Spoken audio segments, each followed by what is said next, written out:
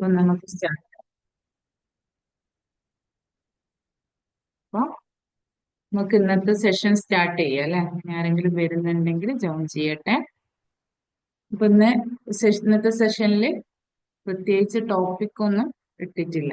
നമ്മൾ ഇപ്പൊ 2 സെഷനുകളായി അങ്ങനെ ടോപ്പിക് ഒന്നും ഇല്ലാതെ കാഷ്വൽ ടോക്ക് എന്നുള്ള രീതിയിൽ എടുക്കുന്ന ഇതുവരെയുള്ള സെഷനിലൊക്കെ ഓരോ സെഷനിലും ഓരോ ടോപ്പിക് ഉണ്ടാവാറുണ്ടായിരുന്നു.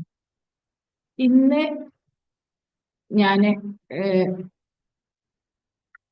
ഷെയർ ചെയ്യാൻ പോകുന്നൊരു കാര്യം എന്താന്ന് വെച്ചാൽ, ഞാൻ 2 ദിവസം മുന്നേ ഒരു എക്സ്പീരിയൻസ് ഉണ്ടായി.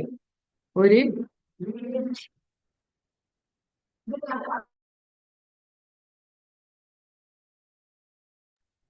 ഒരു മിനിറ്റ്.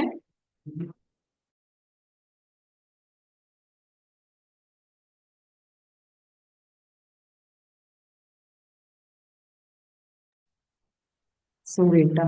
പിന്നെ 2 ദിവസം മുന്നേ ഒരു സംഭവം, ഒരു എക്സ്പീരിയൻസ് ഉണ്ടായി. എന്താന്ന് വെച്ചാല്, ഒരു ഇഷ്യൂ നടന്ന സമയത്ത് ഒരാൾ എന്നോട് പറഞ്ഞു, ഒരു കുട്ടി. ഇപ്പൊ നമുക്കറിയാം അല്ലെ, നമ്മളൊക്കെ വീട്ടില് കുട്ടികളുണ്ടാവും. ഇപ്പം കുട്ടികളെ ഏറ്റവും വലിയൊരു പ്രശ്നം എന്താണെന്ന് വെച്ചാൽ വണ്ടി, മൊബൈൽ ഫോൺ, ഇത് 2 സംഭവങ്ങളാണ്. ബോയ്സ് ആണെങ്കിൽ പ്രത്യേകിച്ച്. ഇപ്പം ബോയ്സ് ഗേൾസ് എന്നൊന്നുമില്ല, എങ്കിൽ കൂടെ ബോയ്സ് ആണെങ്കിൽ ഒരിത്തിരി ഒരു 5-ാം ക്ലാസ് 6-ാം ക്ലാസ് ഹൈസ്കൂൾ എത്തിയാൽ പിന്നെ പറയണ്ട, എല്ലാവർക്കും ഇത് രണ്ടും വേണം. വണ്ടിയും വേണം, ഫോണും വേണം. പക്ഷെ നിയമപരമായിട്ട് ഒരു വണ്ടി ഒരു കുട്ടിക്ക് കൊടുക്കണമെങ്കിൽ 18 വയസ്സ് തികയണം. മാത്രമല്ല ലൈസൻസ് ഉണ്ടാവുകയും വേണം. പക്ഷെ ഇപ്പൊ അതാരും ശ്രദ്ധിക്കില്ല. ഇപ്പൊ അടുത്ത് ഞാനൊരു ആക്സിഡന്റിനെ പറ്റി കേട്ടു. ഒരു കുട്ടി ജീവൻ അപഹരിച്ചൊരു ആക്സിഡന്റ്. അപ്പൊ പൊതുവെ എല്ലാരും പ്രശ്നം എന്ന് വെച്ചാൽ, കുട്ടികൾ ചോദിക്കുന്ന സമയത്ത് നമ്മൾ കൊടുത്തിട്ടില്ലെങ്കിൽ അവർ ഷൗട്ട് ചെയ്യും. ചില ചില മക്കള് എന്താ പറയാ, ഫിസിക്കലി എന്തെങ്കിലും ചെയ്യും. ഇപ്പൊ അടിക്കുക, അങ്ങനത്തെ കാര്യങ്ങൾ. അപ്പൊ ഞാൻ അതിനെ കുറിച്ച് ഇങ്ങനെ ആലോചിച്ചു. അത് കേട്ടത് മുതലേ എനിക്ക് അതോടെ ഇങ്ങനെ ഡിസ്കസ് ചെയ്യണം എന്നുള്ളത് എൻ്റെ ഒരു ആഗ്രഹമായിരുന്നു. കാരണം കഴിഞ്ഞ ആഴ്ച നമ്മൾ പറഞ്ഞു, കഴിഞ്ഞ ആഴ്ച പറഞ്ഞത് എനിക്ക് തോന്നുന്നു, ഈ ഇപ്പൊ നമ്മളെ ചുറ്റിലും കേൾക്കുന്ന കാര്യങ്ങൾ എന്താ വെച്ചാൽ, ഈ ഡ്രഗ് അഡിക്റ്റ് ആയിട്ട് കുട്ടികളെ പല ആക്ടിവിറ്റീസും ചെയ്യുന്നില്ലേ, കൊലപാതകങ്ങള് ഇല്ലേ, അത് ചുറ്റിലും അതന്നെയാണ് കേട്ടോണ്ടിരിക്കുന്നത്. അപ്പൊ അതേപോലെ ഇത് കേട്ടപ്പോ എനിക്കിത് ഷെയർ ചെയ്യണം എന്ന് തോന്നി. അതുകൊണ്ടാണ് ഈ ഒരു ടോപ്പിക് ഇന്ന് എടുത്തത്. അപ്പൊ ഈ കുട്ടികള് 8-ാം ക്ലാസ്സിലും 9-ാം ക്ലാസ്സിലും 10-ാം ക്ലാസ്സിലൊക്കെ ഉള്ള കുട്ടികള് രക്ഷിതാവിന്, പ്രത്യേകിച്ച് ഉപ്പമാര് ഗൾഫിലായിരിക്കും, ഉമ്മമാരാണ് കുട്ടികളെ കൂടെ ഉണ്ടാകും.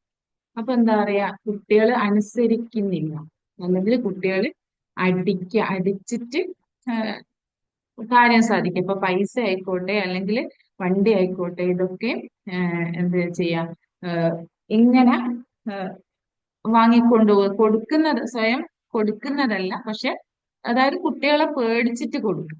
കുട്ടികളെ പേടിച്ചിട്ട് നമ്മൾ കൊടുക്കാന്നല്ലേ. അപ്പൊ ഞാനിങ്ങനെ ചിന്തിച്ചു, അത് എന്താ പറയാ, ചിലപ്പോ നിങ്ങൾക്ക് റിലേറ്റ് ചെയ്യാൻ പറ്റുന്നുണ്ടോ, ഒന്നുകിൽ നിങ്ങളിലോ അല്ലെങ്കിൽ നിങ്ങളെ റിലേറ്റീവ്സിലൊക്കെ അങ്ങനത്തെ സംഭവങ്ങൾ ഉണ്ടാവും. അപ്പൊ ആ ഒരു ടോപ്പിക്കിനെ കുറിച്ച് ചർച്ച ചെയ്യാന്നുള്ളത് എന്ന് വിചാരിച്ചു. അപ്പൊ ഇതൊരു ജസ്റ്റ് ഒരു ചർച്ചയാണ്. നിങ്ങൾക്ക് പറയാനുള്ള കാര്യങ്ങൾ പറയാം, ഡൗട്ട്സ് ഉണ്ടെങ്കിൽ ചോദിക്കുക, എല്ലാം ചെയ്യുക. അപ്പൊ ഞാൻ ചിന്തിച്ചത് എന്താ വെച്ചാൽ, എന്തുകൊണ്ടാണ് അത് അങ്ങനെ സംഭവിക്കുന്നതെന്നല്ല. നമ്മൾ ഒരിക്കലും എന്താക്കാൻ പാടില്ല, കുട്ടികളെ പേടിച്ച് നമുക്ക് ജീവിക്കാൻ പറ്റും. കുട്ടികളെ പേടിച്ചിട്ട് ഈ ഡ്രഗ് അഡിക്റ്റ് ആയിട്ടുള്ള കുട്ടികളൊക്കെ എന്താ വെച്ചാൽ, പാരന്റ്സ് ആദ്യം അറിയും. പക്ഷെ ഇത്തരം കുട്ടികൾ ഷൗട്ട് ചെയ്യുന്ന, അല്ലെങ്കിൽ പ്രശ്നം ഉണ്ടാക്കുന്ന, അല്ലെങ്കിൽ അടിക്കുന്ന, ഇതൊക്കെ മറ്റുള്ളവർ അറിഞ്ഞാൽ നാണക്കേട് അല്ലെ. നമ്മളെ മക്കള് ഇങ്ങനെ ഫിസിക്കലി അബ്യൂസ് ചെയ്യുന്ന, അല്ലെങ്കിൽ പിന്നെ നമ്മളോട് ഷൗട്ട് ചെയ്യുന്നൊക്കെ പുറത്തുള്ളവർ അറിഞ്ഞാല് നമുക്ക് മാനക്കേടാണ് അല്ലെ. അതുകൊണ്ട് പല പല സംഭവങ്ങളും പാരന്റ്സ് പ്രത്യേകിച്ച് മാതാക്കള് അല്ലെ, മദേഴ്സ് എന്താക്കും, ആരോടും പറയൂല. പലരും പുറത്തുള്ള ഉപ്പമാരോട് വരെ പറയാതെ മൂടി വെക്കും, അത് റെഡിയാവും, അല്ലെങ്കിൽ ആ ഒരു പ്രതീക്ഷയിലായിരിക്കും. പക്ഷെ അത് ചിലപ്പം അതിങ്ങനെ വളർന്നു വരികയാണ്. അല്ലെ, കുട്ടികൾക്ക് ഒന്നുകൂടി ഞാൻ എൻ്റെ ഉമ്മാൻ എന്ത് ചെയ്താലും പ്രശ്നമില്ല, ഉമ്മ പ്രതികരിക്കൂല, അല്ലെ ഉമ്മ ഉപ്പാനോട് പറയൂല, അല്ലെ വേറെ ആരും പറയൂല എന്നുള്ളത് കുറച്ച് തവണ ചെയ്ത് കഴിഞ്ഞാൽ, ഒന്നോ രണ്ടോ മൂന്നോ തവണ ചെയ്ത് കഴിഞ്ഞാൽ അത് ഉറപ്പാണ്. അപ്പൊ അത്തരത്തില് ഉള്ളൊരു പിന്നെ കുട്ടികൾക്ക് സ്വാതന്ത്ര്യം. അങ്ങനത്തെ പ്രവർത്തനങ്ങൾ നമ്മള് എന്താ പറയാ മുളയിലേ നുള്ള എന്നൊക്കെ പറഞ്ഞിട്ടില്ലേ, അതേപോലെ ചില കുട്ടികൾക്ക് ചെറുപ്പത്തിൽ അങ്ങനെ സ്വഭാവമുണ്ട്. ചെറിയ കുട്ടിയായിരിക്കുന്ന സമയത്ത് നമ്മൾ കേൾക്കൂലേ, ഒരു 3 വയസ്സ് 4 വയസ്സായ സമയത്തൊക്കെ കുട്ടികൾ ചിലപ്പം വടിയെടുത്ത് തല്ലും അല്ലെ വലിയ ആളുകളെ. അപ്പൊ നമ്മൾ കുട്ടികളല്ലേ എന്നുള്ള പരിഗണന കൊടുത്തിട്ട് അത് വിട്ടേക്കും. ഓക്കെ, അത് കുട്ടികളാണ്. പക്ഷെ ഓരോ നമ്മൾ നേരെ തിരിച്ചിട്ട് അടി, ഇപ്പൊ ഒരു കുട്ടി ഒരു മട്ടലെടുത്തിട്ട് നമ്മൾ അടിക്കുന്ന സമയത്ത് നേരെ തിരിഞ്ഞിട്ട് ആ മട്ടൽ പിടിച്ച് വാങ്ങി കുട്ടീനെ അടിക്കുക എന്നുള്ളതല്ല. പക്ഷേ ആ ചെയ്യുന്നത് തെറ്റാണ്, അങ്ങനെ ആരെയും അടിക്കാൻ പാടില്ല, അത് വേദനിക്കുന്നൊക്കെ ഉള്ളത് നമ്മൾ നല്ല രീതിക്ക് കുട്ടീനോട് പറഞ്ഞ് മനസ്സിലാക്കി കൊടുക്കേണ്ടത് ഒരു രക്ഷിതാവ് എന്ന നിലയിൽ നമ്മളെ ബാധ്യതയാണ്. അതല്ലാത്ത പക്ഷം കുട്ടി അതെന്താക്കും, നമ്മളിപ്പോ നിങ്ങൾക്ക് അറിയായിരിക്കും ചെറിയ കുട്ടികൾ, നമ്മള് വലിയ മട്ടലൊന്നും വേണ്ട, ചെറുതായിട്ട് എന്തെങ്കിലും ഒരു കുരുത്തക്കേട് കളിച്ചാല് നമ്മളത് എന്താ പറയാ സപ്പോർട്ട് ചെയ്താല്, ഇപ്പൊ നമ്മൾ വടിയെടുത്ത് അടിക്കുന്ന സമയത്ത് നമ്മളൊന്ന് ഓടിയാല് ഓല് വീണ്ടും വന്നിട്ട് അടിക്കും അല്ലെ, പിന്നെ ഓടിയാല് വീണ്ടും വന്നിട്ട് അടിക്കും. അല്ലെങ്കിൽ നമുക്ക് പേടിയുണ്ടെന്ന് തോന്നിയാല് ഓല് വീണ്ടും വീണ്ടും ചെയ്യും. എനിക്കൊരു എന്താ പറയാ ഒരു എക്സ്പീരിയൻസ് പറയാനുള്ളത് എന്താ വെച്ചാല്, ഒരിക്കലും എന്റെ മോന് ചെറുതായ സമയത്ത് പിന്നെ ഓന് കുറച്ച് കളിയുള്ള കൂട്ടത്തിലാണ്, എല്ലാവർക്കും കുറച്ച് പേടിയുള്ള ടൈപ്പാണ്. അപ്പൊ എന്റെ മുത്തുമ്മാന്റെ മോള് ഒരു ദിവസം എന്റെ വീട്ടിൽ വന്ന സമയത്ത് ഇവരിങ്ങനെ പറയും, ഓൾക്കും ഉണ്ട് അതേപോലെ തന്നെ ഒരു മോന്. അങ്ങനെ ഇവര് രണ്ടാളും ഇങ്ങനെ കളിച്ചു. പിന്നെ എല്ലാവർക്കും എന്റെ ഹസ്ബൻഡിന്റെ വീട്ടിൽ ബാക്കിയുള്ള കുട്ടികൾ 2 പെൺകുട്ടികളാണ് വേറുള്ളത്, ഏട്ടന്. ഇപ്പോൾക്കൊക്കെ ഒരു പേടിയാണ്. അപ്പൊ ഒന്നും ചെയ്യലൊന്നുമില്ല, പക്ഷെ എന്നാലും പേടിയാണ്. അങ്ങനെ ഇവര് രണ്ടാളും കളിച്ച കൂട്ടത്തിൽ ഇവനിങ്ങനെ നാവ് നീട്ടി ഇങ്ങനെ പേടിപ്പിച്ച മറ്റവനെ. ഓൺ ദി സ്പോട്ടിൽ ഓൻ എന്താക്കി, ഒരൊറ്റ കടി കൊടുത്ത് നാവിന്. അപ്പൊ അതോടുകൂടി എന്താ പറയാ, മോന് സൈലന്റ് ആയി എന്നല്ല, അതായത് ഞാൻ ചെയ്താല് തിരിച്ച് ചെയ്യുന്ന വീട്ടിലുള്ള മക്കളൊക്കെ എങ്ങനെ വെച്ചാൽ ഇവൻ എന്തെങ്കിലും ഇതാക്കുന്ന സമയത്ത് പേടിച്ചിട്ട് പിന്നോട്ട് പോകും.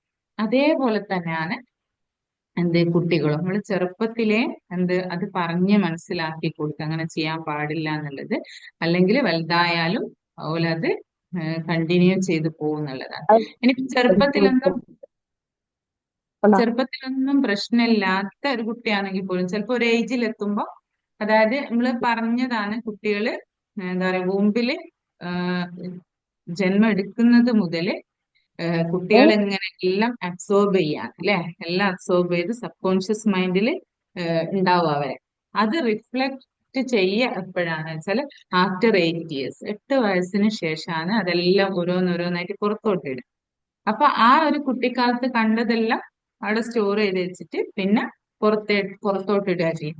അപ്പൊ നമ്മൾ എന്താ പറയുക, നമുക്ക് അറിയിക്കില്ലേ ചെറുപ്പത്തിൽ കുട്ടികളെ നമ്മൾ പറയുന്നൊക്കെ അനുസരിച്ച് നമ്മൾ പറയും എന്റെ മോൻ അല്ലെങ്കിൽ എന്റെ മോള് ഞാൻ പറയുന്നൊക്കെ അനുസരിക്കും, നല്ല അനുസരണമുള്ള മോനായിരുന്നു. പക്ഷെ ഒരു 8 വയസ്സൊക്കെ ആയതിനു ശേഷം അല്ലെങ്കിൽ ഒരു 10 വയസ്സായപ്പോ അവൻ എന്നെ അനുസരിക്കുന്നില്ല, അല്ലെ ഞാൻ പറയുന്നത് കേൾക്കുന്നില്ല, തർക്കുത്തരം പറയുന്നു, അല്ലെങ്കിൽ ഇതുപോലെ അടിക്കുന്ന ഷൗട്ട് ചെയ്യുന്നൊക്കെ അല്ലെ. അപ്പൊ ആ സമയത്താണെങ്കിൽ ആ സമയത്ത് പറഞ്ഞു തിരുത്തണം. ഇനി ഒരു 10 വയസ്സായിട്ടാണ്, ഒരു 15 വയസ്സായിട്ടാണ്, എപ്പോഴായാലും അങ്ങനെ ഒരു എക്സ്പീരിയൻസ് ആദ്യം ഒക്കെ ഉണ്ടായാൽ, ഏതെങ്കിലും രീതിയിൽ ഷൗട്ട് ആയിക്കോട്ടെ അല്ലെങ്കിൽ അടിക്കായിക്കോട്ടെ ഉണ്ടായാൽ, ആ സമയത്ത് കൂളായിട്ട് ഇരുന്നിട്ട് പിന്നെ ആ കുട്ടീനെ വിളിച്ച് ഇരുത്തി നമ്മൾ പറഞ്ഞ് മനസ്സിലാക്കി കൊടുക്കുക എന്നുള്ളതാണ്. അതിനെക്കുറിച്ച് ഒരു അവയർനെസ് കുട്ടിക്ക് കൊടുക്കുക എന്നുള്ളതാണ്. അത് നമ്മൾ കൊടുക്കുന്ന രീതി, അത് നമ്മൾ എന്താ പറയുക ചീത്ത പറഞ്ഞിട്ട് കൊടുക്കാമെങ്കിൽ അത് ഓല് അക്സെപ്റ്റ് ചെയ്തോളണമെന്നില്ല. അല്ലെങ്കിൽ ഭയങ്കരമായിട്ടൊരു ഉപദേശം എന്നുള്ള രീതിയിൽ കൊടുക്കാമെങ്കിലോ, ഉപദേശം ഒന്നും കുട്ടികൾക്ക് തീരെ താല്പര്യമില്ലാത്തൊരു ഈ ടീനേജ് കുട്ടികൾക്കൊന്നും തീരെ താല്പര്യമില്ലാത്തൊരു സംഭവമാണ് ഉപദേശം എന്ന് പറയുന്നത്. പക്ഷെ അത് എന്താ പറയുക നല്ല ഓല് ചേർത്ത് പിടിച്ചിട്ട് ഇങ്ങനെ പറയാ. ചിലപ്പോ ആ ഒരു ഇമോഷന്റെ പുറത്തായിരിക്കും കുട്ടി അത് ചെയ്തത്. അന്നേരം പ്രതികരിക്കാണ്ടിരിക്കുക, അതിനുശേഷം കുട്ടീനെ വിളിച്ചിട്ട് നമ്മൾ പറഞ്ഞു കൊടുക്കുക, മോനെ അല്ലെ മോളെ അങ്ങനെ ചെയ്തത് തെറ്റായിപ്പോയി, അങ്ങനെ ഒരിക്കലും ചെയ്യാൻ പാടില്ല, അതിന്റെ ദോഷവശങ്ങളെ കുറിച്ച് പറഞ്ഞ് മനസ്സിലാക്കി കൊടുക്കുക എന്നുള്ളതാണ്. ഒരിക്കലും അത് മറച്ചു വെക്കരുത്. മറച്ചു വെച്ച് അത് കുട്ടി വീണ്ടും വീണ്ടും ആവർത്തിച്ച് അതൊരു ശീലമായി കഴിഞ്ഞാൽ പിന്നെ അത് മാറ്റാൻ പ്രയാസാണ്. അതിന്റെ ഉത്തരവാദി ഒരിക്കലും കുട്ടികളല്ല. അതിന്റെ കുട്ടികൾ ചെയ്യുന്ന ഓരോ തെറ്റിന്റെയും ഉത്തരവാദികൾ ശരിക്കും പാരന്റ്സ് ആയിട്ടുള്ള നമ്മൾ തന്നെയാണ്. കാരണം ഒരു കുട്ടി, ഒരു ചെടി എങ്ങനെയാണോ വളരുന്നത് അതുപോലെയാണ് കുട്ടികളും വളരുന്നത് അല്ലെ. ഒരു ചെടി നല്ല രീതിക്ക് വളരണമെങ്കിൽ അതിന് നല്ല മണ്ണിൽ അതിനെ നടണം. നല്ല രീതിയിൽ വെള്ളം കിട്ടണം, വളം കിട്ടണം, എല്ലാം സൂര്യപ്രകാശം കിട്ടണം. എല്ലാം കിട്ടുന്ന സമയത്താണ് ആ ചെടി നല്ല വൃത്തിയായിട്ട് വളർന്ന് അതില് കായ്കളും പൂക്കളൊക്കെ ഉണ്ടാകുന്നുള്ളൂ അല്ലെ. അത് എന്താ പറയുക, കുറഞ്ഞു പോയാലും പ്രശ്നമാണ്, കൂടിപ്പോയാലും പ്രശ്നം. അതേപോലെ തന്നെയാണ് കുട്ടികളെ ഈ ചെടീന്റെ കാര്യത്തിൽ പറഞ്ഞപ്പോ അതിന്റെ എന്താ ചുറ്റുപാട് അല്ലെ, ഒരു വെയിലൊന്നും ഇല്ലാത്തൊരു സ്ഥലത്താണ് നമ്മൾ ചെടി കുഴിച്ചിട്ടുണ്ടെങ്കിൽ അത് വളരും ഇല്ല അല്ലെ. അതിങ്ങനെ മുരടിച്ചു പോകും, വളർച്ച ഇല്ലാതെ ഇങ്ങനെ മുരടിച്ചു പോകും. നമ്മള് വെള്ളവും വളമൊക്കെ കൊടുക്കുന്നുണ്ടാവും, പക്ഷെ എന്ത് കൊടുത്തിട്ടും ആ ചെടി അങ്ങനെ തന്നെ നിൽക്കും അല്ലെ. ഇതിനൊരു വളർച്ചയില്ല. നമ്മള് ചിലപ്പോ നമുക്ക് എക്സ്പീരിയൻസ് ഉണ്ടാവും, ഇത് കുഴിച്ചിട്ടിട്ട് ഞാനത് കുഴിച്ചിട്ടിട്ട് വെള്ളവും വളമൊക്കെ ഞാൻ നന്നായിട്ട് ചെയ്യുന്നുണ്ട്, പക്ഷെ എന്താണെന്നറിയില്ല, അതൊരു മുരടിച്ച് കിടക്കുന്നത്, വളരുന്നില്ല എന്നുള്ള ഒരു പരാതി. അത് എന്താ, അതിന്റെ സാഹചര്യം അല്ലെ. അനുകൂല സാഹചര്യം ആണെങ്കിൽ അത് നന്നായിട്ട് വളർന്നോളും. അതിന് വെയിൽ കിട്ടുന്നില്ല, വളരണമെങ്കിൽ വെയിൽ കിട്ടണ്ടേ, അത് കിട്ടുന്നില്ല. അതേപോലെ തന്നെയാണ് കുട്ടികളും, അവർക്ക് അനുകൂല സാഹചര്യങ്ങൾ ഉണ്ടാക്കി കൊടുക്കുക എന്നുള്ളത് പാരന്റ്സ് ആയിട്ടുള്ള നമ്മളെ കടമയാണ്. അപ്പൊ ഈ ഒരു കാര്യത്തിൽ നമ്മൾ ശ്രദ്ധിക്കുക. നമ്മൾ ശ്രദ്ധിക്കുന്നതോടൊപ്പം അങ്ങനത്തെ എക്സ്പീരിയൻസുകൾ ഉണ്ടാകുന്ന സമയത്ത് ഉള്ള ആളുകൾ ഷെയർ ചെയ്യുകയാണെങ്കിലും, അല്ലെങ്കിൽ നമ്മൾ അങ്ങനത്തെ കേൾക്കുകയാണെങ്കിലും നല്ല രീതിയിൽ അവരോട് അത് പറഞ്ഞ് മനസ്സിലാക്കി കൊടുക്കും. അപ്പൊ ഇപ്പൊ നമുക്കൊരു ഡൗട്ട് ഉണ്ടാവും, എന്റെ കുട്ടി ചെറുപ്പത്തിലൊക്കെ അങ്ങനെ ചെയ്തിരുന്നു, പക്ഷെ അന്ന് എനിക്ക് മാറ്റാനായിട്ടില്ല. ഇപ്പം ഫുൾ എന്താ പറയാ, അങ്ങനെ തന്നെയാണ്. ഇപ്പൊ ഞാൻ പേടിച്ച് നിൽക്കുന്ന ഒരവസ്ഥയിലാണ്. പക്ഷെ എന്നാലും നമ്മൾ ആ ഒരു അവയർനെസ് അല്ലെ, ആ ഒരു അറിവ് നമുക്ക് കിട്ടിയ സമയം മുതൽ നമ്മൾ ആക്ഷൻ എടുക്കുക എന്നുള്ളതാണ്. കുട്ടീനെ പറഞ്ഞ് മനസ്സിലാക്കുക. പിന്നെ നമ്മൾ പറഞ്ഞതാണല്ലേ പാരന്റ്സിന്റെ കഴിവ് അല്ലെ, പാരന്റ്സിന്റെ പവർ എന്ന് വെച്ചാല് അത് ഭയങ്കരമാണ് അല്ലെ. മെയിനായിട്ട് അല്ലെ, പ്രാർത്ഥന, നന്നായിട്ട് പ്രാർത്ഥിക്കുക. നല്ലൊരു വിശ്വാസം കുട്ടിയിലുണ്ടാക്കുക, എന്റെ കുട്ടി മാറും, എന്റെ കുട്ടി നല്ല അവസ്ഥയിൽ എത്തും എന്നുള്ള ആ ഒരു ശുഭ പ്രതീക്ഷ അല്ലെ. നമ്മൾ പറഞ്ഞു എന്ത്, പാരന്റ് എന്ന് പറയുന്ന ഒരു ചാനലാണ് അല്ലെ, നമ്മളെ ക്രിയേറ്ററിന്റെയും കുട്ടീന്റെയും ഇടയിലുള്ള ഒരു ചാനലാണ്. ആ ഒരു ചാനല് നല്ല എന്താ പറയുക, ഒരു വൈദ്യുതി ചാനലിലൂടെ കടത്തി വിടുകയാണെങ്കിൽ അതിന് എന്തെങ്കിലും ഇതുണ്ടെങ്കിൽ ഷോക്ക് വരികയല്ലോ, വൈദ്യുതി പുറത്തോട്ട് വരികയല്ലേ. അതേപോലെയാണ് അത് കൃത്യമായ അലൈൻമെന്റിലാവുമ്പോഴാണ് നമ്മൾ ചെയ്യേണ്ടത് നമ്മൾ ചെയ്യാം. നമ്മൾ പറഞ്ഞ് മനസ്സിലാക്കി കൊടുക്കുക, നമ്മൾ പ്രെയർ ചെയ്യുക അല്ലെ, ക്രിയേറ്ററിനോട് നല്ല രീതിയിൽ ഹൃദയത്തിന്റെ ഉള്ളിൽ നിന്ന് പ്രെയർ ചെയ്യുക. അതേപോലെ തന്നെ ആ ഒരു വിശ്വാസത്തോടു കൂടി പ്രെയർ ചെയ്യണം. പ്രാർത്ഥനക്ക് അങ്ങനെ ഒരു ഇതുണ്ട് അല്ലെ. നമ്മൾ വെറുതെ കിട്ടോ കിട്ടേലേ, കിട്ടോ കിട്ടേലേ എന്ന് ആ ഒരു ഡൗട്ട് വെച്ചിട്ട് നമ്മൾ പ്രാർത്ഥിച്ചാൽ ഉത്തരം കിട്ടുമോ? ഒരിക്കലും കിട്ടൂല അല്ലെ. എന്താ പറയാ, നമുക്ക് പൂർണ്ണമായിട്ട് 100% നമ്മളങ്ങ് സറണ്ടർ ചെയ്തിട്ട് അല്ലെങ്കിൽ തവക്കുൽ ചെയ്തിട്ട് പ്രാർത്ഥിക്കുന്ന സമയത്ത് ആ പ്രാർത്ഥനക്ക് ഉറപ്പായിട്ടും ഉത്തരം കിട്ടും. അങ്ങനെ കുട്ടിക്ക് വേണ്ടി പ്രാർത്ഥിക്കുകയും ചെയ്യാം, നമ്മൾ പ്രവർത്തിക്കുകയും ചെയ്യാം അല്ലെ. അതേപോലെ തന്നെ നമ്മൾ പറഞ്ഞ ടെക്നിക്കാണല്ലേ, കുട്ടി ആ ഒരു നല്ലൊരവസ്ഥയിലേക്ക്, എങ്ങനെയാണോ നമുക്ക് എന്ത് ബിഹേവിയർ ആണോ മാറ്റേണ്ടത്, ആ മാറി വന്ന ഒരവസ്ഥയിലേക്ക് നമ്മൾ ഇമാജിൻ ചെയ്യുക, വിഷ്വലൈസേഷൻ ചെയ്യുക. ഇത്രയും കാര്യങ്ങളാണ് നമ്മൾ ചെയ്യേണ്ടത്. ഓട്ടോമാറ്റിക്കലി നമ്മൾ ആക്ഷൻ എടുക്കുന്ന സമയത്ത് ബാക്കിയുള്ളത് എന്താ നമ്മൾ ചെയ്യേണ്ടത്, നമ്മൾ ചെയ്താൽ ബാക്കിയുള്ളത് പഠിച്ചോൻ ചെയ്യുമെന്ന് പറയും. അതേപോലെ തന്നെ മാറിക്കൊള്ളുന്നതാണ്. അപ്പൊ ഈ ഒരു കാര്യം നിങ്ങൾ മനസ്സിലാക്കുന്നതോടൊപ്പം തന്നെ മറ്റുള്ളവർക്ക് പറഞ്ഞു കൊടുക്കുകയും കൂടിയും വേണം എന്നുള്ളത്. ഞാൻ നോക്കിയ സമയത്ത് പല ആളുകളും എന്താ പറയാ, ഈ ഒരു പ്രശ്നങ്ങള് അനുഭവിക്കുന്നുണ്ട് എന്നുള്ളതാണ്. എനിക്ക് അത് കേട്ട സമയത്ത് എനിക്ക് ഭയങ്കര ഒരു ഇതുണ്ടായിരുന്നു. അൽഹംദുലില്ലാ, എന്റെ മക്കളുടെ അടുത്തൊന്നും അങ്ങനത്തെ ഒരു എക്സ്പീരിയൻസ് ഉണ്ടായിട്ടില്ല. വല്ലപ്പോഴും കുറച്ചൊന്ന് ഷൗട്ട്, നമ്മൾ അങ്ങോട്ട് ഷൗട്ട് ചെയ്യുന്ന സമയത്ത് ഒന്ന് തിരിച്ച് ഷൗട്ട് ചെയ്താൽ പോലും ഭയങ്കര പ്രയാസമായിരിക്കും. അതെന്തോ ഭയങ്കരമായിട്ടുള്ള ഒരു കാര്യമായിട്ടാണ് ചെയ്യുന്നത്. ഇത് കേട്ടപ്പോ എനിക്ക് ഭയങ്കരമായിട്ട് വല്ലാത്തൊരു എന്താ പറയാ, നമ്മള് പറയില്ലേ, ആ ഒരു സ്റ്റേജിലേക്ക് ഒന്ന് പോയി നോക്കി, അങ്ങനെ ഒരു അവസ്ഥ നമുക്കാണ് വന്നതെങ്കിൽ എന്ന് ചിന്തിച്ചു പോയി. എന്തായാലും അത്തരത്തിലുള്ള അവസ്ഥകളൊന്നും ആർക്കും ഇല്ലാതിരിക്കട്ടെ. പലർക്കും അതിനെക്കുറിച്ച് അവയർനെസ് ഇല്ലാത്തത് കൊണ്ടാണ്. ഇപ്പൊ പാരന്റിങ് എന്ന് പറയുന്നത് എന്താണെന്ന് വെച്ചാൽ ശരിക്കും പറയാനൊരു ഡിഫിക്കൽട്ട് ടാസ്ക് ആണ്. നമുക്ക് അതിനെക്കുറിച്ച് അവയർനെസ് നേടാൻ പലരും ശ്രമിക്കുന്നില്ല എന്നുള്ളതാണ്. അതൊരു ഓട്ടോമാറ്റിക്കലി ഉള്ള ഒരു പ്രോസസ്സ് ആണ്. അപ്പൊ നമുക്ക് മനുഷ്യന്മാർക്ക് മാത്രമേ പറ്റിയുള്ളൂ. മൃഗങ്ങൾക്കൊക്കെ പാരന്റിങ് കോച്ചിങ് കൊടുക്കുന്നുണ്ടോ, അല്ലെ മോട്ടിവേഷൻ ക്ലാസ് കൊടുക്കുന്നുണ്ടോ? ഒന്നും കിട്ടുന്നില്ല അല്ലെ. അത് നാച്ചുറൽ ആയിട്ട് നടന്നു പോകുന്ന സംഭവം തന്നെ. പക്ഷെ നമുക്കും അങ്ങനെ നാച്ചുറൽ ആയിട്ട് ചെയ്യാൻ പറ്റണമെങ്കിൽ കുറെ ലേൺ ചെയ്ത് വെച്ച കാര്യങ്ങൾ നമ്മൾ അൺലേൺ ചെയ്യണം അല്ലെ. നമ്മൾ കുറെ തെറ്റായി കുറെ ധാരണകളുണ്ട്. ഇന്നതാണ് പാരന്റിങ്, ഇങ്ങനെയാണ് കുട്ടികളെ വളർത്തേണ്ടത് അല്ലെ. ആ ഒരു രീതിയിൽ നമുക്ക് കുറെ അൺലേൺ ചെയ്യാനുള്ള, ഒഴിവാക്കാനുള്ള കുറെ പ്രോഗ്രാമുകളുണ്ട്. അതുകൊണ്ടാണ് നമുക്ക് ആ ഒരു പാരന്റിങ് കറക്റ്റ് വേയിൽ കൊടുക്കാൻ പറ്റാത്തത് എന്നുള്ളതാണ്.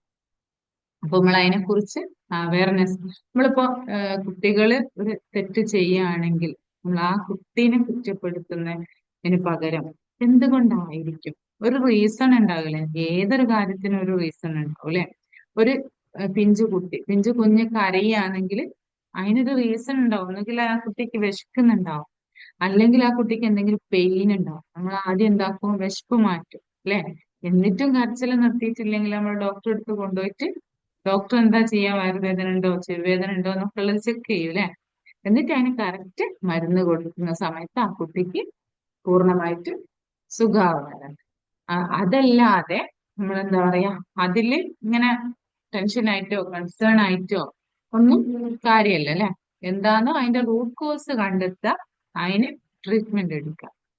അപ്പൊ റൂട്ട് കോസ് കണ്ടെത്താതെ, അല്ലെ റൂട്ടിലാണ് നമ്മൾ ട്രീറ്റ്മെന്റ് എവിടെയാണ് കൊടുക്കുന്നത്. ഒരു മരമാണെങ്കിൽ അല്ലെ, ഒരു മരത്തിൽ ഉണ്ടാകുന്ന ഒരു കായ കേട് വന്നാല് ഒരിക്കലും ആ കായ പറിച്ച് കളഞ്ഞുകൊണ്ട് അടുത്ത കായ തന്നെ ഉണ്ടാവൂലേ. അല്ലെങ്കിൽ വേണ്ട, ആ കായൽ നമ്മള് എന്തെങ്കിലും ഇഞ്ചക്ട് ചെയ്യോ അല്ലെങ്കിൽ അങ്ങനെ അതിൽ ട്രീറ്റ് ചെയ്തിട്ട് കാര്യമുണ്ടോ? കാര്യമല്ല അല്ലെ. എപ്പോഴും എന്താക്കുക, അതിന്റെ റൂട്ടിലാണ് ക്ലിയർ ആക്കേണ്ടത്. റൂട്ടിലാണ് പ്രശ്നം കിടക്കുന്നത്. അത് ക്ലിയർ ആക്കിയാൽ മാത്രമാണ് ബാക്കിയുള്ളതൊക്കെ ക്ലിയർ ആവുന്നത്. അപ്പൊ നമ്മൾ പറഞ്ഞു ഇത്തരത്തിലൊരു ബിഹേവിയർ ഞാൻ പറഞ്ഞല്ലോ, അതെങ്ങനെ, അതിന്റെ റീസൺ ഉണ്ടാവില്ല. എന്തുകൊണ്ട് അങ്ങനെ കുട്ടികൾ അങ്ങനെ ചെയ്യുന്നത് എന്തുകൊണ്ടാന്നുള്ളത് നമ്മൾ ആലോചിക്കണം അല്ലെ. അപ്പൊ നമ്മളടുത്തൊരു ക്ലയന്റ് വരികയാണെങ്കിൽ, ഒരു പ്രശ്നം പറഞ്ഞിട്ട് വരികയാണെങ്കിൽ നമ്മളത് ചോദിക്കൂ അല്ലെ, ഓരോരായിട്ട് ചോദിക്കുന്നത് കൊണ്ടാണ്. അതിനുള്ള മെയിൻ ആയിട്ടുള്ള ഒരു കാരണം, ഒരു പക്ഷെ കുട്ടി ചെറുപ്പത്തില് അത് ഇത്തരത്തിലൊരു സിറ്റുവേഷൻ കണ്ടിട്ടുണ്ടാവും. ഒന്നുകിൽ പാരന്റ്സിന്റെ അടുത്ത് നിന്ന് കണ്ടിട്ടുണ്ടാവും, അല്ലെങ്കിൽ റിലേറ്റീവ്സിന്റെ അടുത്ത് നിന്ന് കണ്ടിട്ടുണ്ടാവും. നമ്മൾ കഴിഞ്ഞ ക്ലാസ്സിൽ പറഞ്ഞിട്ടുണ്ട് പാരന്റൽ ഫിഗേഴ്സിനെ കുറിച്ച് അല്ലെ. പാരന്റ്സ്, ഉമ്മ ഉപ്പ എന്നതിലുപരി ഒരു കുട്ടിക്ക് അത് ബയോളജിക്കൽ പാരന്റ്, അതല്ലാതെ ടീച്ചേഴ്സ്, റിലേറ്റീവ്സ്, മെന്റേഴ്സ്, ഇത്തരത്തിലുള്ള ആളുകളൊക്കെ പാരന്റൽ ഫിഗേഴ്സിൽ വരുന്ന. അപ്പൊ ഇത് എവിടുന്നും, ഈ പാരന്റൽ ഫിഗേഴ്സ് എവിടുന്നും കുട്ടി അത് സ്വീകരിക്കാൻ. അപ്പൊ ചിലപ്പം കുട്ടിയുടെ ഉപ്പയോ, ഉപ്പ ഉമ്മാനെ അടിക്കുന്നത് കണ്ടിട്ടുണ്ടാവും ചെറുപ്പത്തിൽ. ഇനി അതല്ലെങ്കിൽ ഗ്രാൻഡ് പാരന്റ്സ് ചെയ്യുന്നത് കണ്ടിട്ടുണ്ടാവും. അത് എന്താ പറയാ, കുട്ടിയുടെ ഉള്ളില് സബ് കോൺഷ്യസ് മൈൻഡിൽ കയറി അവിടെ കിടക്കുന്നുണ്ടാവും. ആ സമയത്തൊന്നും എന്തുണ്ടാവില്ല, അതിന്റെ ഒരു റിഫ്ലക്ഷൻ ഉണ്ടാവില്ല. അതവിടെ കണ്ട് ഓൾറെഡി നമ്മൾ പറയില്ലേ, കുട്ടികളുടെ തലച്ചോറ് എന്ന് പറയുന്നത് സ്പോഞ്ച് പോലെയാണ്. സ്പോഞ്ച് എപ്രകാരമാണോ വെള്ളത്തെ വലിച്ചെടുക്കുന്നത്, അതുപോലെയാണ് ഈ ഡാറ്റകളെ അല്ലെ, ചുറ്റിലുണ്ടാകുന്ന എക്സ്പീരിയൻസുകളെയും ഡാറ്റകളെയൊക്കെ ഒരു കുട്ടി ഉള്ളിലേക്ക് എടുത്തു വെക്കും. അപ്പൊ സബ് കോൺഷ്യസ് മൈൻഡിൽ ഒരു കാര്യം കയറി കഴിഞ്ഞാൽ അത് അവിടെ കിടക്കും അല്ലെ. അപ്പൊ അത് അവിടെ തന്നെ കിടക്കും. പിന്നെ അത് പുറത്തു വരുന്ന സമയം പിന്നീടാണ്. അപ്പൊ നമുക്ക് പെട്ടെന്ന് പിടികിട്ടൂല ഇതെന്താണ്, പെട്ടെന്ന് ഇങ്ങനെ കുട്ടിക്ക് എന്തൊരു മാറ്റം വന്നു, ഇത് എവിടുന്ന് കണ്ടതാന്നൊക്കെ ചിലപ്പോ നമ്മള് ചിന്തിക്കും. പക്ഷെ ഇത് അവിടെ കിടക്കുന്നു. ഇത് പറഞ്ഞ സമയത്ത് ഒരിക്കല് ഞങ്ങൾക്കൊരു സൈക്കോളജിന്റെ സാറ് ഒരു കഥ പറഞ്ഞു. ഞാൻ ജസ്റ്റ് ആ ഒരു കഥ ഇവിടെ ഷെയർ ചെയ്യാൻ വിചാരിക്കുകയാണ്. അപ്പൊ സാറ് പറഞ്ഞു, സാറിന്റെ അടുത്ത് ഒരു കപ്പിൾസ് വന്നു. പുതിയ കപ്പിൾസ് ആണ്. അപ്പൊ എന്താണ് പ്രശ്നം, എന്തൊക്കെയാണ്, ഹാപ്പി അല്ലേ? ആ ഹാപ്പിയാണ്, നല്ല രീതിയിൽ ലൈഫൊക്കെ മുന്നോട്ട് പോകുന്നുണ്ട്. പിന്നെ എന്താണ് ഇവിടെ വന്നത് എന്ന് ചോദിച്ച സമയത്ത് പറഞ്ഞു, ഹസ്ബൻഡ് പറഞ്ഞു, എന്താണ് ഞങ്ങള് നല്ല സ്നേഹത്തില് കഴിഞ്ഞു പോകുന്ന, പരസ്പരം മനസ്സിലാക്കിക്കൊണ്ട് നല്ല ഹാപ്പി ആയിട്ട് കഴിഞ്ഞു പോകുന്ന കപ്പിൾസ് ആണ്. ഇത്ര ഇത്ര വർഷമായിട്ടുള്ളൂ കല്യാണം കഴിഞ്ഞിട്ട്. എനിക്ക് അവളെ ഭയങ്കര സ്നേഹമാണ്, അവൾക്ക് എന്നോട് തിരിച്ചും ഭയങ്കര സ്നേഹമാണ്, ഹാപ്പിയാണ്. പക്ഷേ എന്താ പ്രശ്നം എന്ന് വെച്ചാൽ ചില സമയത്ത് എനിക്ക് എന്നെ കൺട്രോൾ ചെയ്യാൻ പറ്റുന്ന നല്ല ഹാപ്പി ആയിട്ട് പോകുന്ന സമയത്തും ചില അവസരങ്ങളിൽ ഞാൻ എൻ്റെ കൺട്രോള് വിട്ടു പോവാണ്. അതായത് ചില സമയത്ത് ചില കാര്യങ്ങൾ പറയുന്ന സമയത്ത് പെട്ടെന്ന് എന്താ പറയാ അത് കേൾക്കുന്ന ഓൺ ദി സ്പോട്ടിൽ ഭാര്യനെ അടിക്കുക, അതാണ് ഇയാളെ പ്രശ്നം. അങ്ങനെ നല്ലതായിരിക്കും, പക്ഷെ പെട്ടെന്ന് ആർക്കും പറയാൻ പറ്റില്ല. നല്ല രീതിയിൽ സംസാരിച്ചുകൊണ്ട് നിൽക്കുന്ന സമയത്ത് എന്തെങ്കിലും എന്ന് പറഞ്ഞാൽ പെട്ടെന്ന് അടിച്ചു പോവുക. അത് അടിച്ചു കഴിഞ്ഞാൽ ആൾക്ക് ആഹ്, ഒരു പ്രയാസം തോന്നും, പക്ഷെ ഓൺ ദി സ്പോട്ട് അതെനിക്ക് നിർത്താൻ പറ്റുന്നില്ല. വേറെ ഒരു കുഴപ്പവുമില്ല. ഓൺ ദി സ്പോട്ടിൽ ചിലപ്പം എവിടെയാണോ കാണുന്നത് അവിടെ അടിക്കും. അത് ഭയങ്കര പെയിൻഫുൾ ആയിരിക്കുമല്ലോ, സ്വാഭാവികമായിട്ട്. അതാണ് പ്രശ്നം. അങ്ങനെ സാറ് എല്ലാ കാര്യങ്ങളും ഇങ്ങനെ ചോദിച്ച് പിന്നെ ഇത് വേറെ ആരെങ്കിലും വീട്ടിലെ പാരന്റ്സിനെ കുറിച്ച്, പാരന്റ്സ് നല്ലതാണ്. അമ്മയും അച്ഛനൊക്കെ ഭയങ്കര സ്നേഹത്തിലാണ്, നല്ലൊരു ഫാമിലിയാണ്. ഒരു പ്രശ്നവുമില്ല, പ്രയാസവും അങ്ങോട്ടും ഇങ്ങോട്ടും നല്ല ഫ്രണ്ട്ലിയാണ്, എല്ലാം ഓക്കെയാണ്. പിന്നെന്താ സംഭവിക്കുന്നതെന്ന് അറിയാലോ. അച്ഛന് അമ്മേനെയോ അല്ലെങ്കിൽ മക്കളെയോ ആരെയും അടിക്കുന്നില്ല. ആ ഒരു അടി എന്ന് പറഞ്ഞ പ്രോസസ്സ് തന്നെ അവിടെ നടക്കുന്നില്ല എന്നുള്ളത്. അപ്പൊ അങ്ങനെ ചോദിച്ച് ഈ കുട്ടി ഈ വന്ന ഹസ്ബൻഡിന്റെ കുട്ടിക്കാലത്തേക്ക് പോയി. പിന്നെ എന്താ പറയാ, അതിനെ കുറിച്ച് ഇങ്ങനെ അന്വേഷിച്ച് നോക്കുമ്പോ ഈ ഇയാൾ അമ്മന്റെ അടുത്ത് എത്തിയ സമയത്ത് അറിയാൻ കഴിഞ്ഞ എന്താന്ന് വെച്ചാല്, ഏഹ് ഈ അമ്മന്റെ കല്യാണം കഴിഞ്ഞ സമയത്ത് ഈ അച്ഛൻ നന്നായിട്ട് മദ്യപിക്കുന്ന ഒരാളായിരുന്നു. അപ്പൊ മദ്യപിച്ചിട്ട് വന്നിട്ട് നന്നായിട്ട് ഈ അമ്മനെ അടിക്കാറുണ്ടായിരുന്നു. അങ്ങനെ ആണ് കുറച്ച് കഴിഞ്ഞപ്പോ അമ്മ പ്രഗ്നന്റ് ആയി. ഈ മൂത്ത മോനാണ്. മോന് പ്രഗ്നന്റ് ആയ സമയത്ത് പ്രഗ്നന്റ് ആയി മോന് പ്രസവിച്ചതിന് ശേഷം ഒരിക്കലും അച്ഛൻ മദ്യം കൈകൊണ്ട് തൊട്ടിട്ടില്ല. അതേപോലെ തന്നെ അമ്മേനെ അടിച്ചിട്ടില്ല. പക്ഷെ കല്യാണം കഴിഞ്ഞത് മുതൽ മോന് പ്രഗ്നന്റ് ആയ സമയത്തൊക്കെ ഇത് ഇങ്ങനെ തുടർന്ന് പോകുന്നുണ്ടായിരുന്നു. അപ്പൊ അതിന്റെ റീസൺ എന്താണെന്ന് വെച്ചാൽ നമ്മള് കഴിഞ്ഞ ക്ലാസ്സുകളിൽ മുന്നേ പറഞ്ഞ ക്ലാസ്സുകളിലൊക്കെ പറഞ്ഞിട്ടുണ്ട് അല്ലെ. ഒരമ്മയുടെ മുമ്പിലായിരിക്കുമ്പോ ചുറ്റിലുള്ള കാഴ്ചകളും ശബ്ദങ്ങളും അല്ലെ അമ്മയുടെ മാനസികാവസ്ഥ, ചിന്തകൾ വരെ നന്നായിട്ട് കുട്ടീനെ ബാധിക്കുന്നുണ്ട് എന്നല്ലേ. അപ്പൊ ഈ അടിച്ചുകൊണ്ടിരുന്ന കുട്ടി വയറ്റിനുള്ളിലാണെങ്കിലും അത് കുട്ടിക്ക് അത് ബാധിക്കുന്നുണ്ട് എന്നുള്ളതിന്റെ തെളിവാണ്. അപ്പൊ അതേപോലെ ആയിരിക്കാം. നമുക്കിപ്പോ അവരെ എടുത്തു കിട്ടിയാൽ നമ്മൾ അവരോട് ചോദിച്ച് മനസ്സിലാക്കിയാൽ അറിയാം. ഇങ്ങനെയും എന്താ പറയുക, കൂടുതലും ആ ഒരു ചാൻസ് ആണ് ഉള്ളത്, ഇങ്ങനെ ഒരു ബിഹേവിയർ വരാനുള്ള ഒരു ചാൻസ്. അപ്പൊ അത് പാരന്റ്സ് മനസ്സിലാക്കി കഴിഞ്ഞാൽ അത് നമ്മൾ ഹീൽ ചെയ്യാന്നുള്ളതാണ് ആദ്യ സ്റ്റെപ്പ് അല്ലെ. എന്റെ ആ ഒരു പ്രഗ്നൻസി ടൈമില് അല്ലെങ്കിൽ എന്റെ ഈ കുട്ടി ചെറുതായിരിക്കുന്ന സമയത്ത് അല്ലെങ്കിൽ കണ്ടിന്യൂസ് ഇപ്പോഴും അങ്ങനെ ഒരു സിറ്റുവേഷൻ ഉണ്ടാകുന്നുണ്ടെങ്കിൽ, ഇപ്പോഴും ഉണ്ടാകുന്നുണ്ടെങ്കിൽ അത് ആ സിറ്റുവേഷൻ മാറ്റാന്നുള്ളതും ആ ഒരു വൂണ്ട് ഹീൽ ചെയ്ത് കളയാന്നുള്ളതും. ഇനി അപ്പൊ നമ്മളെ ഇതിലില്ല, നമ്മുടെ ഗ്രാൻഡ് പാരന്റ്സ് ആണ്. അപ്പൊ എന്റെ പാരന്റ്സ്, അപ്പൊ അവരുടെ അടുത്താണ് ഈ ഒരു ബിഹേവിയർ ഉള്ളത്. ഈ സ്വഭാവം എന്ന് പറയുന്നത് എന്താ ജനറേഷനിലായിട്ട് ഇങ്ങനെ കൈമാറി പോകുന്നൊരു, നമ്മൾ പാരന്റിങ് ഒക്കെ പറഞ്ഞല്ലോ, നമുക്ക് കിട്ടിയ പാരന്റിങ് നമ്മൾ നമ്മളെ മക്കൾക്ക് കൊടുക്കും, നമ്മളെ മക്കൾക്ക് കിട്ടിയ അടുത്ത ജനറേഷന് കൊടുക്കും. അങ്ങനെയാണ് പാരന്റിങ് ഈ ബിഹേവിയറുകളെല്ലാം പോകുന്നത്. അങ്ങനെ എല്ലാം പോകുമെന്ന് വെച്ചാൽ ഇല്ല.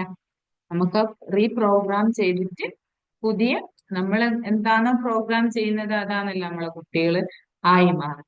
അത്തരത്തിലുള്ള സിറ്റുവേഷൻസ് നമുക്ക് ഉണ്ടെങ്കിൽ, നമുക്ക് എക്സ്പീരിയൻസ് ഉണ്ടെങ്കിൽ അത് നമ്മൾ ആദ്യം അതിനെക്കുറിച്ച് അവെയർ ആകും.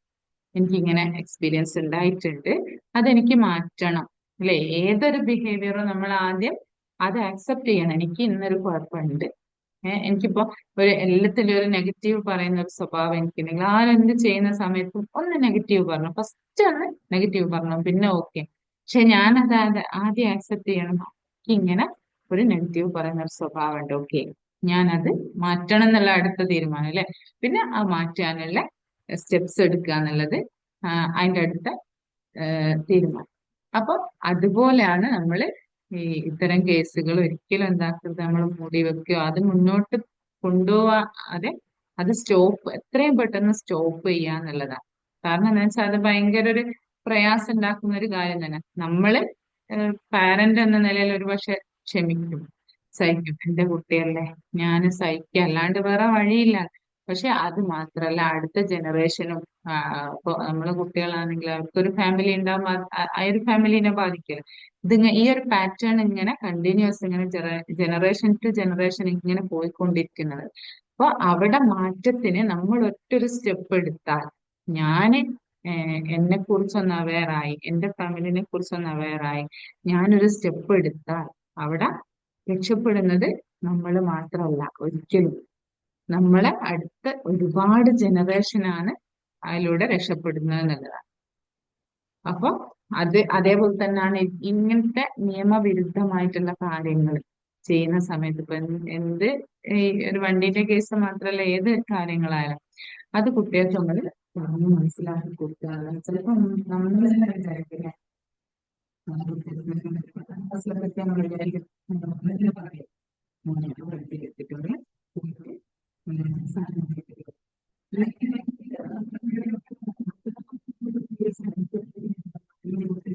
പോയി വരാന്നല്ല. അപ്പൊ നിയമം പാലിക്കാനുള്ളതല്ല, വെറുതെ ഉള്ളൊരു കാര്യമാണെന്ന് ആദ്യം ആ കുട്ടിയിലേക്ക് ഇട്ട് കൊടുക്കുന്നത് ആരാണ്? നമ്മളാണ് അല്ലെ? അതേപോലെ തന്നെ ഹെൽമെറ്റ് അല്ലെ, ഹെൽമെറ്റ് വെക്കാതെ പോയിട്ട് നമ്മൾ ഉണ്ടാവില്ലേ, ക്യാമറ ഉള്ളിടത്തില് അതിന്റെ കുറച്ച് മുന്നേ വണ്ടി നിർത്തിയിട്ട് അവിടുന്ന് ഇറങ്ങിയിട്ട് എന്താക്കും, നടക്കും അല്ലെ? ക്യാമറന്റെ പരിധി കഴിഞ്ഞാൽ അവിടുന്ന് വീണ്ടും പക്ഷെ നമ്മൾ അവിടെ മനസ്സിലാക്കണം, ഈ ഹെൽമെറ്റ് വെക്കുക എന്നുള്ളൊരു നിയമം കൊണ്ടുവന്നത് ഒരിക്കലും മറ്റൊരാൾക്ക് വേണ്ടിയിട്ടല്ല, നമുക്ക് വേണ്ടിയിട്ടാണ്. നമ്മള് സേഫ് ആകാൻ വേണ്ടിയിട്ടാണ്. നമ്മളെ തലയിൽ ആ ഹെൽമെറ്റ് വെച്ചാൽ ഈവൻ നമ്മൾ ആക്സിഡന്റിൽ പെട്ടാൽ പോലും നമ്മൾ രക്ഷപ്പെടാനുള്ള ചാൻസ് ഉണ്ട് അല്ലെ? അതിന് വേണ്ടിയിട്ട് അത് നമ്മൾ ഉൾക്കൊള്ളാത്തത് കൊണ്ടാണ് നമ്മൾ ഇങ്ങനെ കള്ളത്തരങ്ങൾ ചെയ്യുന്നത്. ഹെൽമെറ്റ് ഇല്ലാണ്ട്, അല്ലെങ്കിൽ എന്താ, നമ്മളിങ്ങനെ പോയിക്കൊണ്ടിരിക്കുമ്പോൾ ചെക്കിങ് ഉണ്ട്, നമുക്ക് സിഗ്നൽ തരൂല്ലേ, മറ്റു വണ്ടിക്കാർ സിഗ്നൽ തരും, നമ്മൾ അവിടുന്ന് തിരിച്ചു വേറെ ഏതെങ്കിലും വഴി കൂടെ പോകുന്നുണ്ട്. അപ്പൊ അതൊക്കെ എന്താ പറയാ, ഈ നിയമവ്യവസ്ഥകളൊക്കെ തന്നെ അത് ഇസ്ലാമികമായിട്ടുള്ളതായാലും അല്ലാത്ത കാര്യങ്ങളായാലും ഓരോന്നിനും ഓരോ ലക്ഷ്യങ്ങൾ ഉണ്ടാവും അല്ലെ? നമ്മളോടിപ്പോ പഠിച്ചാൻ നിസ്കരിക്കാനോ അല്ലെ പ്രാർത്ഥിക്കാനൊക്കെ പറയുന്നത് എന്തിനാ? പഠിച്ചവനിക്ക് വേണ്ടിയിട്ടാണ്? ഒരിക്കലും അല്ല അല്ലെ? നമുക്ക് വേണ്ടിയിട്ടാണ് അങ്ങനെ ഒരു സംവിധാനം ഉണ്ടാക്കിയത് തന്നെ. അപ്പൊ നമ്മൾ വിചാരിക്കാം, എനിക്കതൊന്നും വേണേ, പഠിച്ചവനെ പറ്റിക്കാന്നുള്ള, പഠിച്ചവൻ എന്തെങ്കിലും കുഴപ്പമുണ്ടോ? അതേപോലെയാണ് നിയമങ്ങൾ, നിയമപാലകർക്ക് ഒരു കുഴപ്പമില്ല, അവരെ ഡ്യൂട്ടി എടുക്കുന്നുണ്ട്. ഇന്ന പ്രശ്നങ്ങൾ വരാതിരിക്കാൻ ഇന്ന കാര്യങ്ങൾ നമ്മൾ മുൻകരുതൽ എടുക്കണം. നമ്മൾ പറയല്ലേ, എന്താ, രോഗം വന്നിട്ട് ചികിത്സിക്കുന്നതിനേക്കാൾ നല്ലത് രോഗം വരാതിരിക്കാൻ വേണ്ടി ശ്രമിക്കുക എന്നുള്ളതാണ്. അതേപോലെ തന്നെയാണ്. അപ്പൊ ഇങ്ങനെ നമ്മൾ പ്രോത്സാഹിപ്പിക്കരുത്. ഇപ്പൊ ഏതൊരു ശീലവും പ്രോത്സാഹിപ്പിക്കുന്നത് നമ്മളാണ്. പക്ഷെ ഒരിക്കലും നമ്മള് ബോധപൂർവം പ്രോത്സാഹിപ്പിക്കണം, അങ്ങനെ ഒരു പേരന്റും ചെയ്യൂല അല്ലെ? ഇപ്പം പറയാം, എന്റെ മോന് വണ്ടി എടുത്ത് പോട്ടെ, ലൈസൻസ് ഒന്നും ഇല്ലേ, പ്രശ്നമില്ല, വണ്ടി എടുത്ത് പോയിട്ട് വണ്ടി ആക്സിഡന്റ് ആയിട്ട് മരിച്ചോട്ടെ എന്ന് ആരെങ്കിലും വിചാരിക്കും? ഒരിക്കലും വിചാരിക്കും അല്ലെ?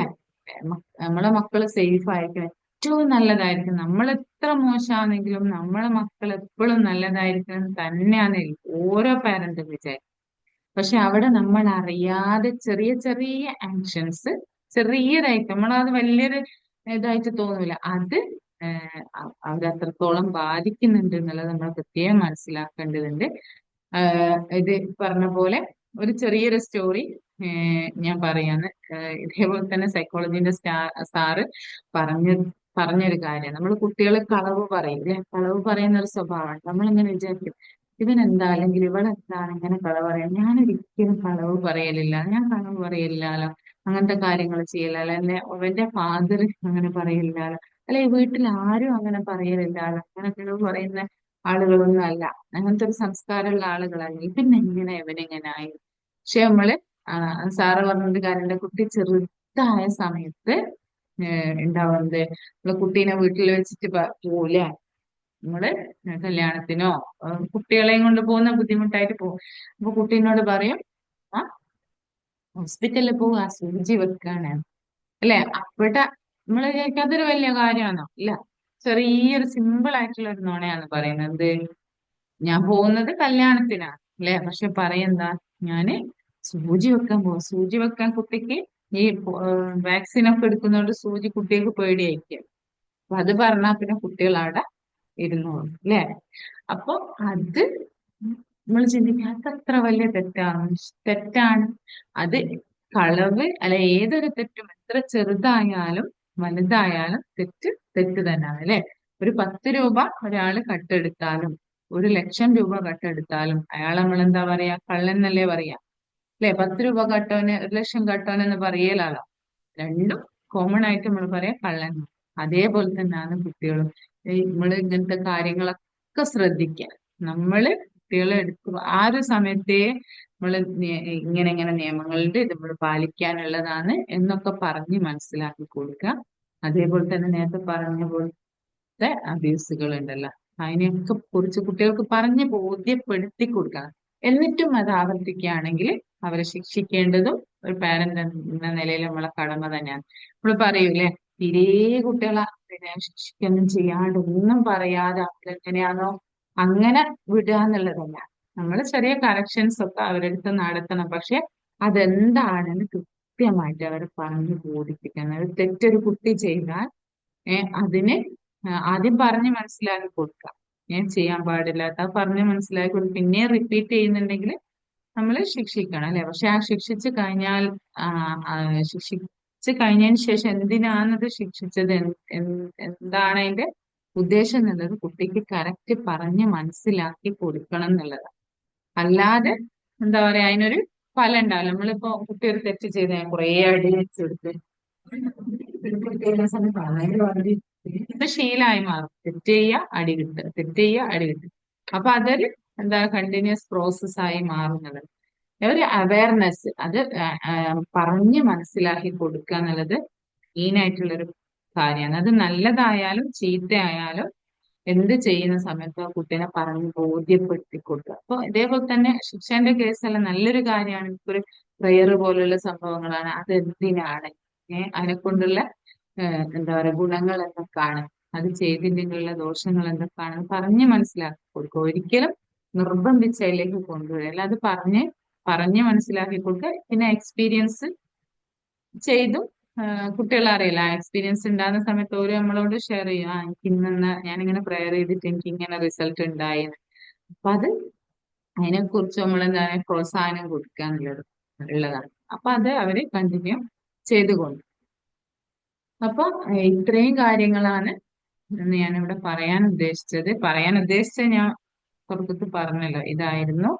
ഇനി എന്തെങ്കിലും ഡൗട്ട്സോ കാര്യങ്ങളോ ഉണ്ടെങ്കിൽ ചോദിക്കാം. ഇൻഷാ അല്ലാ.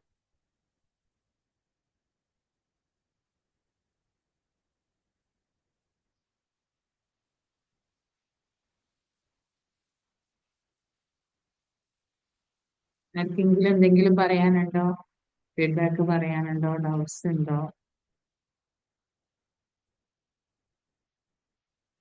പിന്നെ ഈ പറഞ്ഞ കാര്യങ്ങളിൽ നിങ്ങൾക്ക് എന്തും കിട്ടിയ കാര്യങ്ങൾ മറ്റുള്ളവരിലേക്ക് കൂടി എത്തിക്കുക എന്നുള്ളതാണ്. പലരും എന്താ പറയാ അറിയാത്തതിന്റെ പേരിൽ അല്ലെങ്കിൽ ഇത്തരം ഒരു അവയർനെസ് ഇല്ലാത്തതിന്റെ പേരിൽ ഒരുപാട് പ്രയാസപ്പെടുന്ന ആളുകളുണ്ടാവും. അപ്പൊ നമ്മൾ അറിഞ്ഞ കാര്യങ്ങൾ നമ്മൾ മറ്റുള്ളവരിലേക്ക് എത്തിക്കുക എന്നുള്ളൊരു കടമ കൂടി നമുക്കുണ്ടല്ലോ. ഇൻഷാ അല്ലാ എന്തെങ്കിലും പറയാനോ ചോദിക്കാനുണ്ടെങ്കിൽ ചോദിക്കാം. അല്ലെങ്കിൽ നമുക്ക് വൈൻഡപ്പ് ചെയ്യാം. ഞാൻ ഈ പറഞ്ഞതിൽ ബോയ്സ് ടീനേജിലെത്തൊക്കെ എത്തുമ്പോ ഭയങ്കര പ്രശ്നങ്ങളാണല്ലോ. ഇപ്പൊ ശബ്ദം പൊന്തുന്ന്, ഇങ്ങനെ അനുസരണ കുറച്ച് കുറഞ്ഞ പോലെ തോന്നുക. എനിക്കിപ്പോ രണ്ട് മൂത്ത പെൺകുട്ടികളാ, അതുകൊണ്ട് അറിഞ്ഞിട്ടില്ലേനു.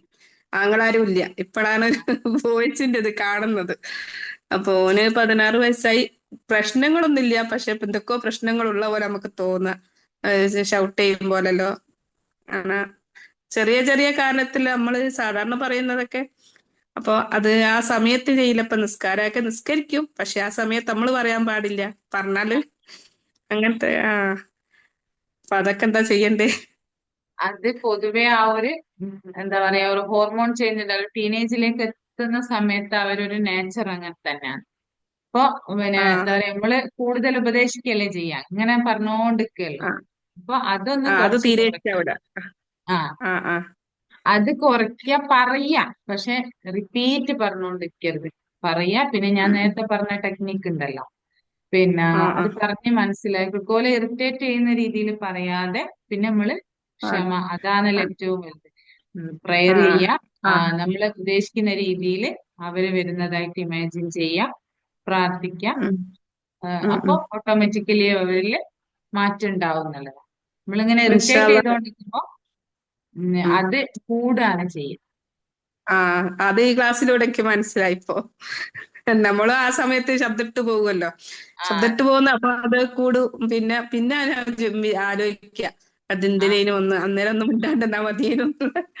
പിന്നെ ഒന്നും അത് ഉണ്ടായില്ല. കുറച്ചു നേരം ഇങ്ങോട്ട് തന്നെ വരും.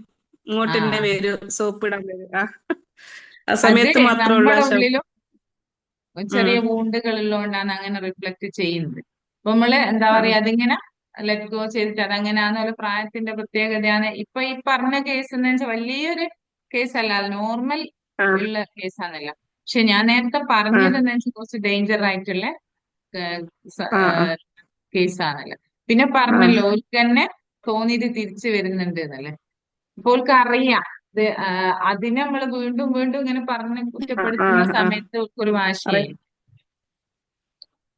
കാരണം ഇതുവരെ നല്ല അനുസരണയിൽ വന്നതാ, നല്ല ചിട്ടയായി വന്ന പെട്ടെന്നുള്ളൊരു മാറ്റം കാണുമ്പോൾ നമുക്കൊരു പേടി, ഇത് പിന്നെ മാറിപ്പോയോ. ഉം അത് പോലെ ഫ്രണ്ട്സിന്റെ ഒരു ഫ്രണ്ട് സർക്കിളിലേക്ക് പോലും മാറില്ല. ആ ഒരു ഉം വളർച്ചേന്റെ ഓരോ ഘട്ടവും ഉണ്ട്. അപ്പൊ നമ്മള് ആ ഒരു ആ ആ ടീനേജിൽ എത്തുന്ന സമയത്ത് ഓൾക്ക് കൂടുതലും ഉം ഫ്രണ്ട്സുകളുമായിട്ടായിരിക്കും അറ്റാച്ച്. ആ അത് ആ വരാതിരിക്കാനും നമ്മളെടുത്തും കുറച്ച് കാര്യങ്ങൾ ചെയ്യേണ്ടതുണ്ട്. എന്നുവെച്ചാൽ ആ ഒരു ഫ്രണ്ട്സിന്ന് ഉം ഉം കിട്ടുന്ന ഒരു ഇതുണ്ടല്ലോ, ആ ഒരു കെയറും ലവ് ആൻഡ് കെയർ നമ്മൾ കൊടുക്കാൻ ശ്രമിച്ചാല് ആ ഒരു ആ ഇതവിടെ മാറ്റാൻ പറ്റും. അത് സ്ലോലി ഇൻഷാ സ്ലോലി ഇങ്ങനെ എല്ലാം ചോദിക്കുക, പറയുക, അങ്ങനൊക്കെ ചെയ്ത് നമ്മള് മാറ്റിക്കൊണ്ടുവരണം. പെട്ടെന്ന് ഒരു സുപ്രഭാതത്തിൽ നമുക്ക് അങ്ങനെ ചെയ്യാൻ പറ്റൂലല്ലോ നമുക്കും. ആ പിന്നെ റാജിയ പറഞ്ഞല്ലോ, പെൺകുട്ടികളാണ് മൂത്തത്, ആങ്ങളമാരും ഇല്ല എന്നുള്ളത്. അപ്പൊ ആ അതിൻ്റെതായിട്ടുള്ള നമ്മൾ ആദ്യമായിട്ട് കാണായിരിക്കില്ല. ഇതേ ഒരു ആ വിഷയം ആ എനിക്കും ഉണ്ടായിരുന്നു. ഇപ്പൊ പെൺകുട്ടികളെ വേറെ തന്നെ ഒരു ഇതായിരിക്കും, പ്രത്യേകിച്ച് ആങ്ങളമാരൊന്നും ഇല്ലെങ്കിൽ കാമായിരിക്കും. ഉം അപ്പൊ പിന്നെ ഇത് കാണുന്നില്ലല്ലോ നമ്മൾ എങ്ങനെയാണ് ഈ ആൺകുട്ടികളെ വളർത്തുക, ഓലെ സ്റ്റേജ് എന്തൊക്കെയാന്ന്, ഓലെ ബിഹേവിയറുകൾ എന്തൊക്കെയാണെന്നുള്ളത്. എന്തൊക്കെ നമ്മൾ പറഞ്ഞാലും ആണും പെണ്ണും തമ്മിൽ വ്യത്യാസം ഉണ്ടെന്നുള്ള കാര്യത്തിൽ ഉറപ്പാണല്ലോ. അപ്പൊ പിന്നെ വെച്ചാൽ ആൺകുട്ടികൾക്ക് ഒരു പക്വത വരണമെങ്കിലും ആ ഒരു ഏജ് ഡിഫറൻസ് ഉണ്ട്. 16 വയസ്സുള്ള ഒരു പെൺകുട്ടിക്കുള്ള പക്വത 16 വയസ്സുള്ള ഒരു ആൺകുട്ടിക്ക് ഉണ്ടാവില്ല. അപ്പൊ എല്ലാത്തിലേക്കും എടുത്തു ചാടാനൊക്കെ ഉള്ള ഒരു ചാൻസ് കൂടിയൊരു സമയമാണ്. അപ്പൊ ഇൻഷാ അല്ലാ ക്ലിയർ ആയിട്ടുണ്ടാവും എന്ന് വിചാരിക്കുന്നുണ്ട്. ഇനി എന്തെങ്കിലും ഡൗട്ട്സ് ഉണ്ടെങ്കിൽ മെസ്സേജ് അയച്ചു. ഇൻഷാ ഇൻഷാ അല്ലാ. ജസാക്കല്ലാഹ് ഖൈർ. Thank you. നമുക്ക് വൈൻഡപ്പ് ചെയ്യാം അല്ലേ? ഇനിയൊന്നുമില്ലല്ലോ അല്ലേ അസ്രി? ഓക്കെ, നമുക്ക് വൈൻഡപ്പ് ചെയ്യാം. എന്തായാലും ഇത്രയും സമയം ഞാൻ പറഞ്ഞ കാര്യങ്ങൾ കേട്ട് അത് ഉൾക്കൊണ്ട് അതിൽ എന്തെങ്കിലും നിങ്ങൾക്ക് കിട്ടിയിട്ടുണ്ടാവും എന്ന് ഞാൻ പ്രതീക്ഷിക്കുന്നു. എന്തായാലും ഈ ഒരു സെഷനിൽ അറ്റൻഡ് ചെയ്തതിന് ഒരുപാട് ഒരുപാട് താങ്ക് യു സോ മച്ച്. അപ്പൊ നമുക്ക് അടുത്ത ആഴ്ച കാണാം. Bye bye.